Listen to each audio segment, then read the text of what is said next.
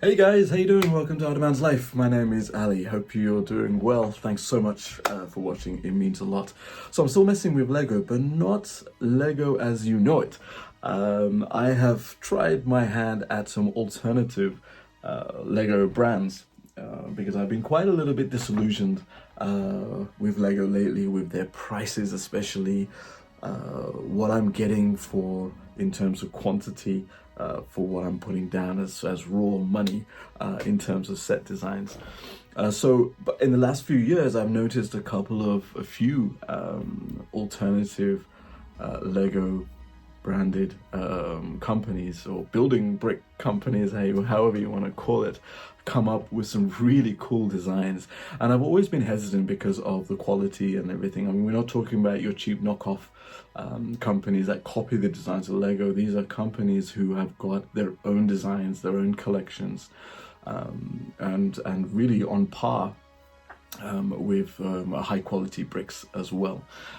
So one such company is Pantasy, and they have a lot of themes in their library of collection.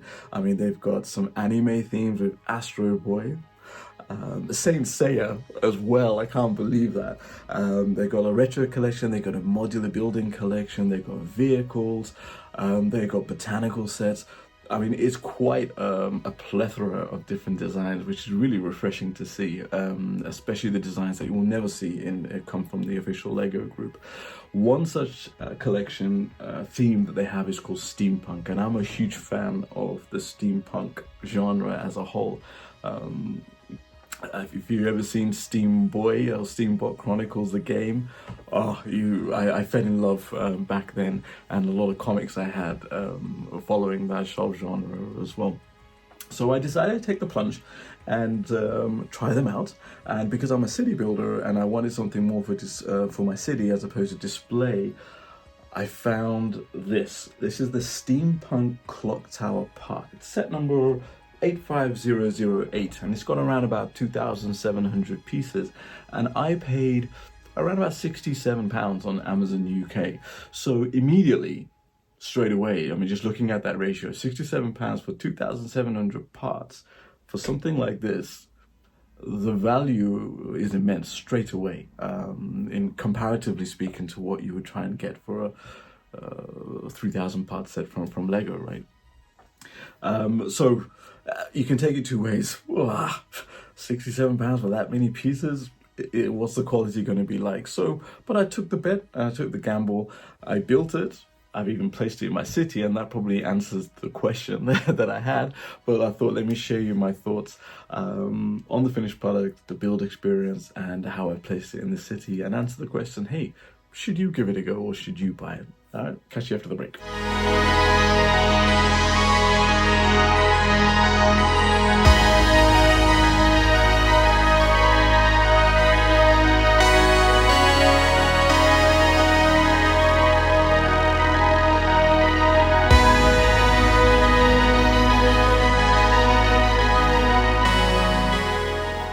So before I show you the finished product, I just want to mention the box very quickly, because I'm a geek like that. But I have to say, when I received the first box, I was actually really impressed. And that was for me the first mark and the first observation. I thought, you know what, I'm actually maybe dealing with something of high quality here. Because the first thing I noticed was, hey, it's got this lovely silver seal of quality kind of sticker they usually get in collectible items, right? So that was really nice. But also the thickness of the cardboard was noticeable, and the feel of it as well. I mean, you can tell the printing is really nice.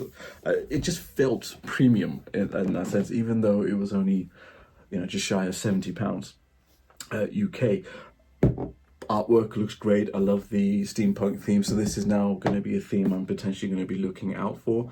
The set number, and then more details of the actual product that you're going to be building. And I love the implication of what the kind of play feature is going to be, which is the swinging pendulum, which is the main kind of play feature of this set. But I want to make a special note of here what it says here: go bricks inside. And Obviously, what Pantasy do is they utilize a company called Go Bricks to source their parts and their bricks from. And the quality of these bricks is something that is really noticeable. And now, for me personally, I'm going to be looking out for any alternative brands that are utilizing Go Bricks, because then it gives you that assurance that, hey, the quality of the bricks are going to be quite good. And I'll go through that when we go through the set as well. And the other thing here is there's pad printing bricks, so that tells me, hey, you're not going to get any stickers. It's a different type of printing that they've done on the bricks. I'm assuming, I'm not an expert in these things, that pad printing is probably of a higher quality in terms of sharpness and of the graphics that you're going to see on the parts themselves. So I just want to mention that very quickly, because I was really impressed. First of all, first impressions count, and this was really caught my eye. And the pieces and the bags inside were all neatly done and labeled quite nicely, branded with their logo, clearly labeled. The instruction booklet was really clear as well. Let's see if I think I have it here, I'll grab it. It was really nice, and I think the first thing that I noticed, I think on the first page, adults welcome. So, okay, they did copy that, but I can see where they're coming from. It's like, hey, this is targeted or marketed to an older demographic. I mean, in the box itself it says, I think, 15 plus, so I think that tells you, and I can understand the reason why, which I'll come to in a moment. But the instructions were great. I had no problems following the instructions. It was nice and clear. The colors seemed okay. It represented very accurately the parts and the building experience, so I can't say anything too bad about the instructions themselves. Was pretty good. And what I do like, at the back you can see all their promos of all their items, and I saw this Astro Boy one. Yeah, that's gonna be my next purchase. I'm telling you, that's awesome, because I'm a big fan of Astro Boy. And then you can see the other modulars that they have and buildings that they have here. I mean, some of this PC here, the steampunk train station looks amazing, looks awesome, and it's making me thinking about, do I put a steampunk train track around my city? How cool would that be? Popeye seems to be a big theme here. I'm not a big fan of Popeye, so I'm not worried. But then on the last page, this is when I saw it. Saint Seiya. And if you're an anime fan and you love Saint Seiya, I mean, that looks beautiful, absolutely beautiful. Oh, these guys are gonna make me bankrupt by the looks of it already, and I haven't even shown you the set yet. But let's get on to the set and let's have a look at it. So here it is. First impressions, it's quite tall. It's about 57.5 centimeters tall. So it gives, the Ninjago City, the Daily Bugle, a good run for its money in terms of height. But it may prove a little bit of a problem when you try and display it. But before I go and show more detail of it, you notice I've actually put this already on my Mills place, because that's how I built my city on it. And also tells you how confident I was that I will put this into my city, that I built it straight onto a Mills plate. But it does come with its own base plate, but it's not like a Lego base plate, so the height is just like a normal plate height. So if you are going to put this into your city, just bear that in mind, that the height is not the same as a normal Lego base plate. However, you can see underneath here you've got the little grooves in there, so you can just place it on top of a normal Lego base plate and build on top of it, and the weight will hold it quite down.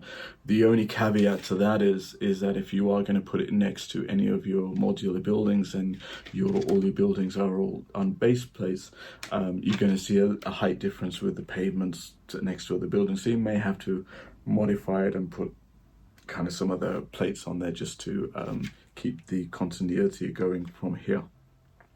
There are no typical modular Technic pin connection pins here anywhere, so it's not deemed as though you will connect it and put it next to another modular building in your city. But I thought that would be quite important to mention if you are planning on getting this set and putting this in the city somehow. I mean, if you've gone to Mills, it's just a no-brainer. Just put it onto a Mills plate straight off. But it's cool that they provided that thick base plate to begin with. I think that was pretty cool. It's a shame that Lego doesn't go down that road of having that. But on first impressions, what I love about this is the design. I mean, you can argue it's not that steampunky, but steampunk in my view is the aesthetic is supposed to be from the 19th century, so like Victorian kind of era architecture, which this does have. And the clocks, steampunk clocks, if you look at design of steampunk clocks, you always have the gears showing around everywhere, as far as I know, anyway. So it does have that kind of little bit of steampunk theme. The only difference is that everything's supposed to be powered by steam, hence the steampunk part aspect of that name. The only part of the steampunk side that it does get let down is the taxi that comes with it, the black cab taxi. It just looks like a normal black cab taxi that you have now, a bit blocky, but there's no steampunk theme to it. So I think they missed the ball there a little bit. They could have made that design to look like it's powered by steam to keep with the theme. So it does take it away from that theme a little bit. Nonetheless, it's a very minor nitpick. But first impressions, I love the gold lacquered drum pieces in here. It looks so shiny and so pretty and so nice, and I love it. And they didn't skimp on it. It is everywhere, all the way from the bottom all the way to the top, adorning the sides of the corners of every building. There's stud pieces here, the doorway of the entrance, the actual pendulum of the clock. I mean, it's all over the place. So they didn't skimp on this at all in terms of that color of that piece, and I think it complements really well the tan pieces, color of the main build itself. So from a design point of view, I think, I mean, yes, it's trying to imitate like kind of the Big Ben design of London. I mean, that's which you can probably gather with the red telephone box and the black taxi cab. And it does look like a little bit like Big Ben, but with that gold steampunky aesthetic. The main function of this was the clock feature. Inside here there is a wind-up motor that you wind up, and then once you let it go, it does kind of swing by itself. Not for long.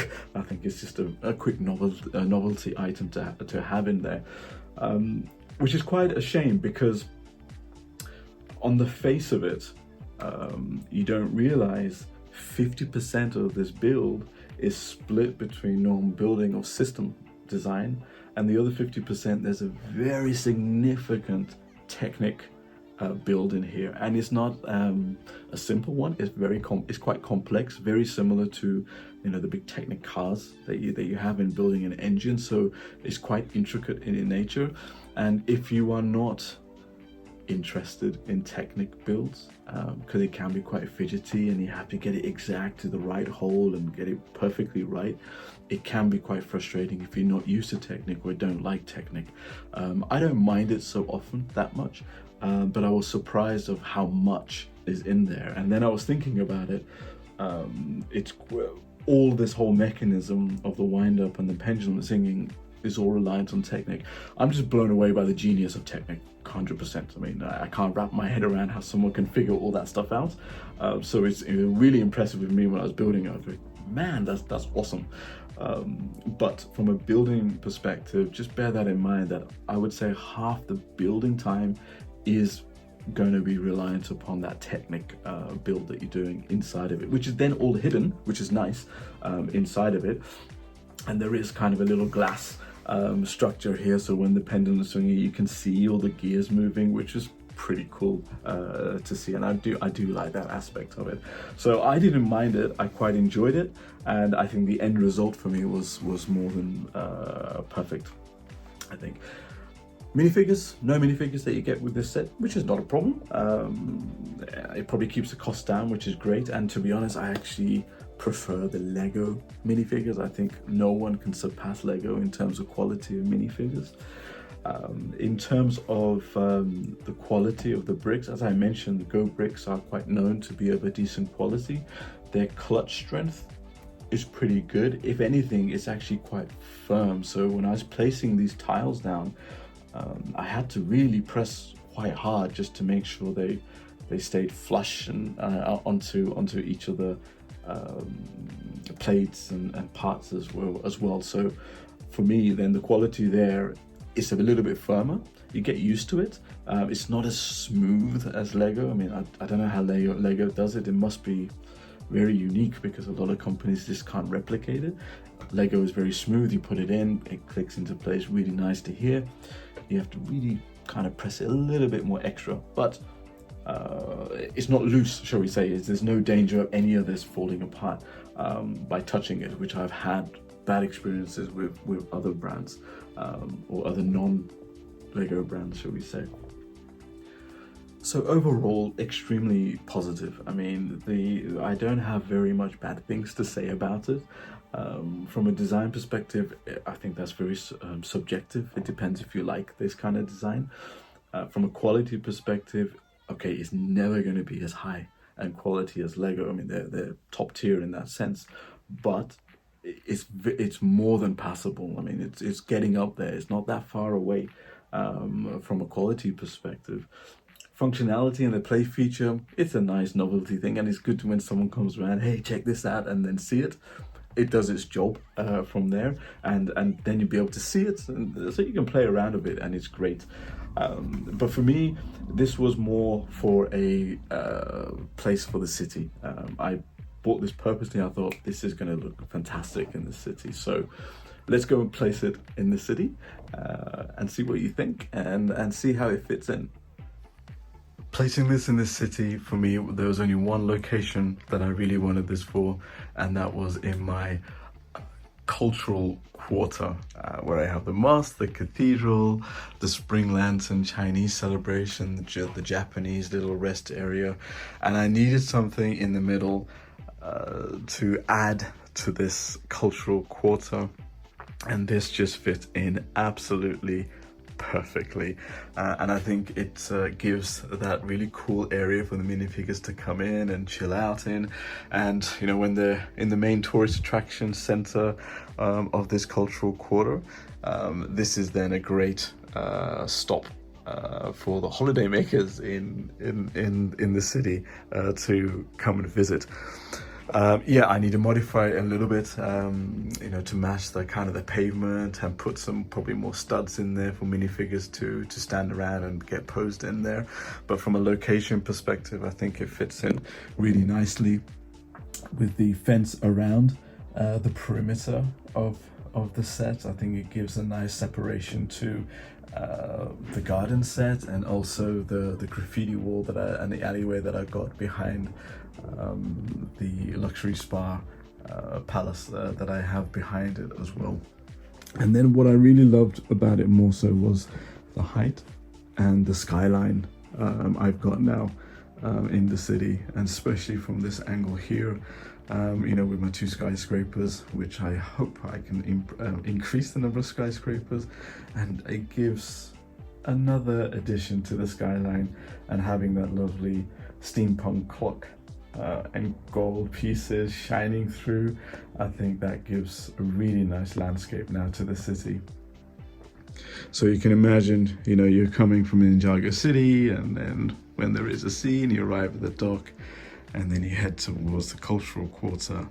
That gives a really nice layered view of the city. So that's how I've placed it in my city. So I'll be really interested to know if you guys have got this set and placed it in your city. Please do share that, because I would love to know how you've incorporated this set into your city, if at all you have. So, should you buy it? That's the question, hey? In my view, it depends what you are. I mean, if you are more of a Lego builder that likes to display their sets, I think this perfectly fits as a standalone display set. It's unique enough in that sense. It's a nice talking point. The only caveat I would say is the height. As it's quite tall, you need a decent shelf height or area to be able to display it prominently, because it can be quite a challenge with that height of 57 centimeters. But from a display perspective, it works really nice, and it's a great talking point, you know, with the pendulum thinking, and it's such an iconic look as well. Big Ben, everyone knows it, but it's a different take on it. So from a display perspective, it's awesome. If you're a city builder like me, or I think this will add a different personality and a different level of uniqueness in your city. You know, there's no other sets like this at the moment that even Lego have produced.